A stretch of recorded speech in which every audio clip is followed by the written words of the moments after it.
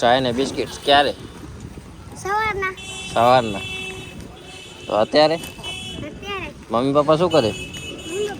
ખરેખર અચાનકથી ઓર્ડર એટલા બધા આવવા માંડ્યા કે હવે આજે રવિવારના પણ આપણને રૂટ કરવાનો રહેશે. તો ગુડ મોર્નિંગ ને જય માતાજી. સવારના નાહી ધોઈને પહોંચી ગયા આપણે મદનસિંહ પાસે.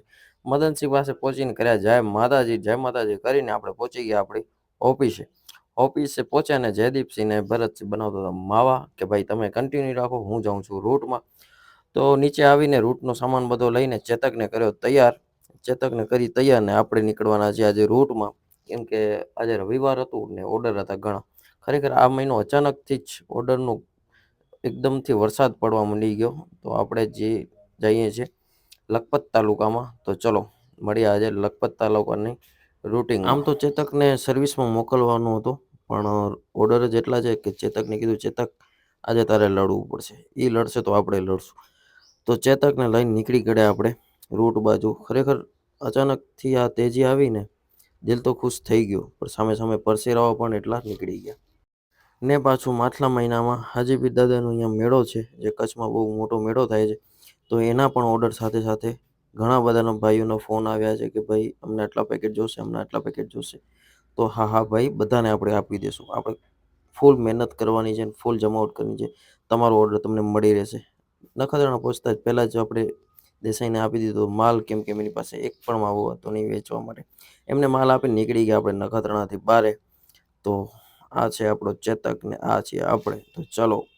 ખરેખર જે વસ્તુથી નફરત હતી ને, તો જિંદગી એ જ વસ્તુ કરાવે છે. જી હા, ક્યારેક મને બાઇક ઉપર 50 કિલોમીટર પર જવું હતું ને, તો બહુ જ કંટાળો આવતો. હું ન જાતો, બસમાં ચાલો જાઉં પણ બાઇક ઉપર ના જાતો. પણ જિંદગીએ તમાશો એવો માર્યો ને કે આજ રોજના મારે 200 થી 250 કિલોમીટર બાઇકની રનિંગ કરવી પડે છે. ભાઈ જિંદગી છે, ચાલ્યા કરે. એટલે એડજસ્ટ કરતા શીખી જાઓ. એડજસ્ટ કરતા શીખી જશો તો લાઈફ જીતા શીખી જશો. બસ એવી જ રીતે પહોંચી ગયા આપણે ઉપસરપંચ ચાય નખત્રાણામાં. એકવાર ટ્રાય કરજો, ચાય બહુ મસ્ત હોય છે ગોળવાળી. ત્યાં આપણે માલ આપવાનો તો માલ આપી ને આપણે નીકળી ગયા આગળની ઓર. અહીંયા માલ આપીને પહોંચી જાય છે આપણે સીધા દયા પર પહોંચતા ને આપણા ચાય ફોન ભેગા મળી જાય ખાઈશ. છે. આવા બીજું શું ખાઈશ? ચાય ને બિસ્કિટ ક્યારે? સવારના. તો અત્યારે મમ્મી પપ્પા શું કરે? પપ્પા તો વિચારો હવે કાલે ગયો હતો ને કામે. અને નથી આવતા કોલ્ડ ડ્રિંક નથી આવતી ઠંડા. એ અમે પીએ ને ઠંડી બાટલી. એ નથી આવતી. એ પછી વરમાનનગર ઉતારવા ગયા હતા.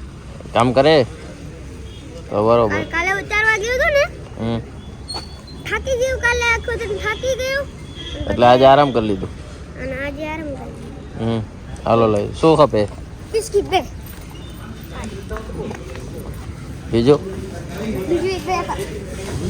વેફર એ જોશે? હે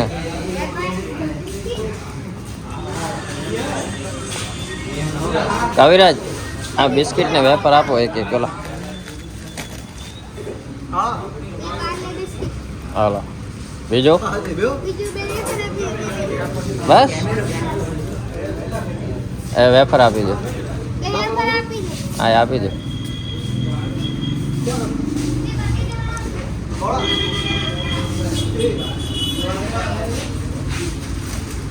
બસ કવિરાજ. ખરેખર આવા નાના નાના ફૂલકાઓમાં તો ભગવાનનો વાસ હોય છે. તો ખરેખર આવા લોકોને બહુ ખુશ રાખવા. એ ખુશ રહેશે તો આપણે ઓટોમેટિક ખુશ થઈ જશું. બસ આ જ રીતનો આપણો આજનો દિવસ રહ્યો. સાંજે વર્માનગરને પાંદરો પતાવી લીધું હતું અને સાંજનો ટાઈમ થઈ ગયો એટલે ગૌ માતાના દર્શન થયા. ખરેખર આ તો ગામડાનો રિવાજ છે. તમે સાંજ થાય અને ગાયોનો જે પડકારો હોય, ખરેખર બહુ આનંદ થાય. બસ આજ હતો આપણો દિવસ. તો એ રૂટ પતાવીને નીકળી પડ્યા આપણે રિટર્ન ઘર બાજુ. તો મળીએ કંઈક કાલ નવા બ્લોગમાં, નવી શરૂઆતથી, નવા અધ્યાયથી. ત્યાં સુધી જય માતાજી.